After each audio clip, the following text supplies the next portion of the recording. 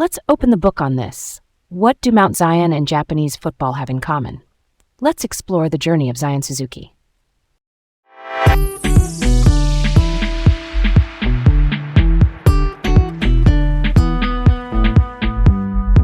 I'm Leah, and I'm genuinely excited about this one today. There's a name, a journey, and a whole lot of heart here. I'm Garrett, and yeah, I'm all in. This story's got layers. Let's keep it chill and dig in. You're listening to Laid Back Learning with Leah and Garrett. All right, let's set the stage for this one. Today we're talking about Zion Suzuki, a remarkable Japanese goalkeeper whose name comes from Mount Zion in Jerusalem, and whose career has already crossed from Japan to Belgium to Italy's top flight, Serie A. Quick personal note, I once tried playing goalkeeper in a local rec league. I figured how hard could it be to just, catch the ball. Turns out, very hard. The shots come in like rockets, your angles have to be perfect, and one hesitation, boom, it's in the net.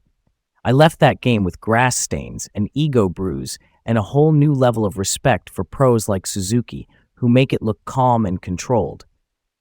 Real talk. So who is Zion Suzuki? He's a Japanese professional footballer, a goalkeeper, playing for Parma in Serie A, which is Italy's top division, and he represents Japan's national team. A goalkeeper is the last line of defense. They can use their hands inside the penalty area, and their main job is stopping the ball from crossing the goal line. Simple description, high-pressure reality. His background is fascinating. He was born in Newark, New Jersey, to a Ghanaian father and a Japanese mother. His family moved to Japan when he was young, and he grew up in Urawa, Saitama. That's where he developed as a player and chose to represent Japan at senior level. The name Zion is from the biblical Mount Zion in Jerusalem, uncommon for a Japanese international, and it definitely stands out, but what speaks loudest is his play. All right, let's roll on. Early years. Growing up in Urawa put him right in the orbit of Urawa Red Diamonds, a heavyweight club in Japan. He joined their academy as an elementary school kid, climbed through junior youth teams, that whole ladder. He started goalkeeping early, like elementary school early, which is rare commitment. Early reps mean early instincts, angle play, handling, quick feet. He also attended N High School, which is a correspondence school. That's basically a flexible education setup, often online, that lets elite youth athletes fit studies around intense training and travel. It's a quiet but smart decision. It gave him bandwidth to train like a pro long before he officially was one. What really gets me is how quickly the club trusted him. At 16 years and 5 months, he signed a professional contract with Urawa. That made him the youngest in the club's history. That's so wild. Why would a club do that so early? 2 reasons, I'd say. First, projection. If coaches see shot stopping, decision-making, and calm under pressure, they lock it in. Second, development control. A pro deal lets the club invest long-term and manage his pathway, and he validated it fast. In March 2021, he made his senior debut in the J-League Cup against Shonan Bellmare with a clean sheet, and in May 2021, he made his J1 League debut versus Vegalta Sendai, another clean sheet. For a teen, that's nailed it. Clean sheet means not conceding a goal. It's the stat goalkeepers cherish, and he wasn't just a one-game wonder. In his first 6 league matches, he had 4 clean sheets. That kind of form can reshuffle a goalkeeper hierarchy fast. Exactly. At Urawa, veteran goalkeeper Shusaku Nishikawa, who's a very experienced pro, actually got benched for a stretch because Suzuki was in that hot form. That's not typical. Seniority usually carries weight. But in goalkeeping, one guy's confidence spike can change everything overnight. Performance trumps reputation when it's this convincing. The 2021 season becomes a breakthrough. He wins the New Hero Award in the J-League Cup, which recognizes standout young players. Plus, Urawa wins the Emperor's Cup that year, Japan's main national cup competition. Early medals, early belief. Then, 2022 tests him. In the AFC Champions League group stage, Asia's top club tournament, he had a tough moment. A back pass from teammate David Moberg Carlson, a Swedish winger, led to an own goal against Lion City Sailors. That's brutal for a young keeper because one mistake is magnified. But in the next match, he responded with a 5-0 clean sheet against Shandong Taishan. That bounce back is a mental flex. Resilience on display. He played 4 group matches in that tournament before veteran Nishikawa took over for the knockout stage, and Urawa went on to win the whole AFC Champions League in 2022. Add the Japanese Super Cup in 2022 as well. It's a trophy case that keeps growing while he's still learning in real time. On the international front, in July 2022, he earned his first senior cap for Japan in a 6-0 win over Hong Kong at the EFF E1 Championship. A cap just means an official appearance for the national team. Japan won that tournament. Then he started at the 2023 AFC Asian Cup, a 4-2 win over Vietnam, and also featured in a 1-2 loss to Iraq. Those are pressure minutes, big stage, big expectations. Then comes Europe. In August 2023, he moved on loan to Sint-Truiden in Belgium. A loan is basically a temporary transfer so a player can get game time. Sint-Truiden, also called STVV, is a Belgian Pro League club known for giving Japanese players opportunities. He started as understudy to Daniel Schmidt, who is also a Japanese goalkeeper, and then became the starter. By the end of the 2023-24 season, he racked up 32 league appearances. That's a full body of work kind of season. That season was so convincing that in February 2024, STVV announced they'd make the move permanent in July 2024. But here's the twist. Parma, in Serie A, stepped in and signed him in July 2024 to a 5-year deal.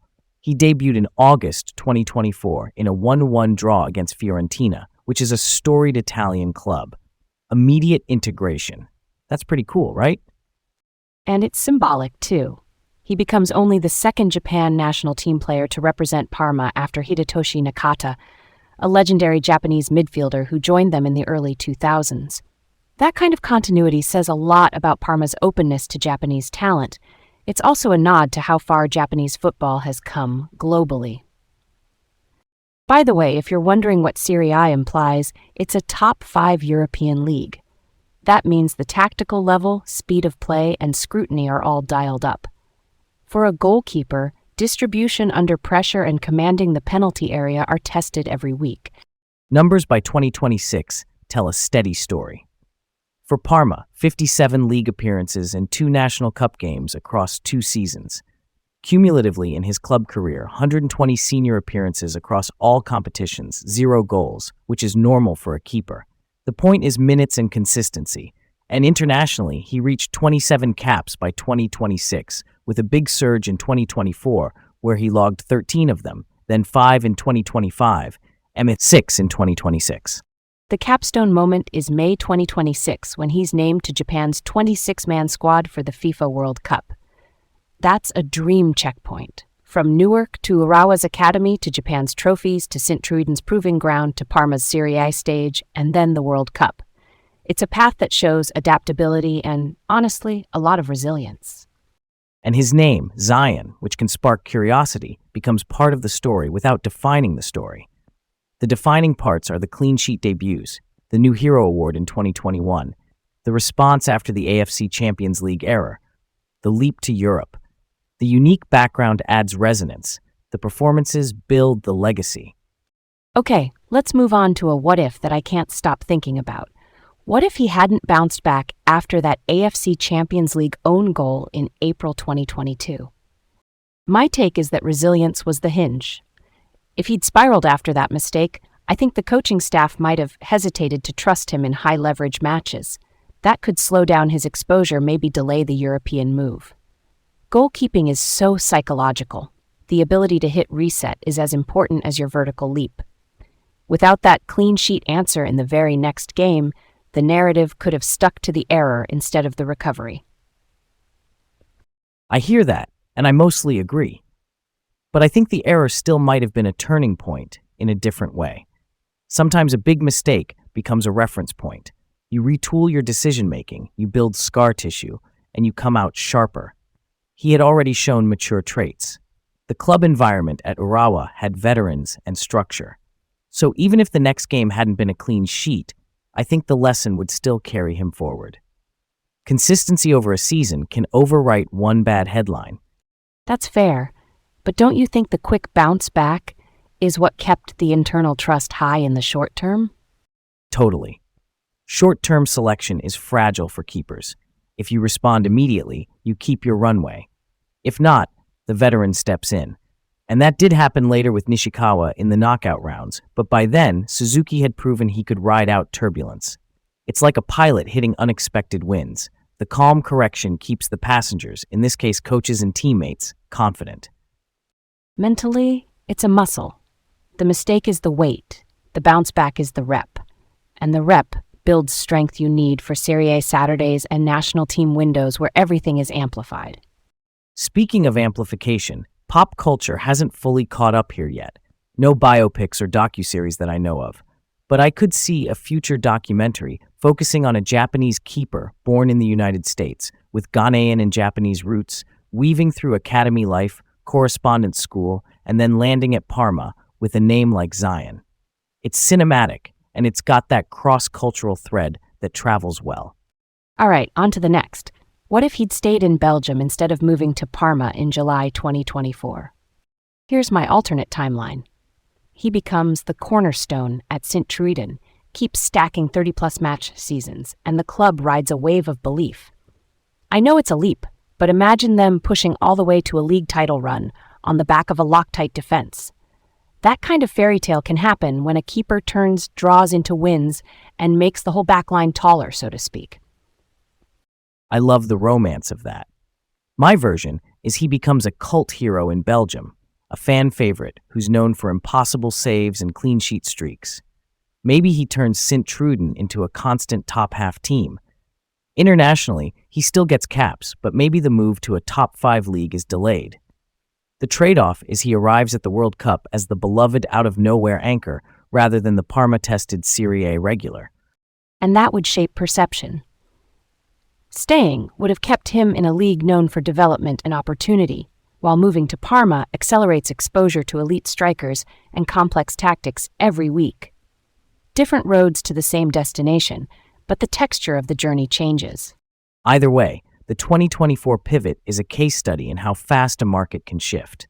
1 week you're set for a permanent deal in Belgium, days later you're signing a 5-year contract in Italy and debuting against Fiorentina. Wild how that works out. To circle back and tie the threads, the reason his path resonates is the combination of early trust at Urawa, those clean sheet debuts, the new Hero Award in 2021, overcoming a public mistake in 2022, embracing a stepping stone league in Belgium, then succeeding in Serie A with Parma. Add in the 27 caps by 2026 and World Cup selection.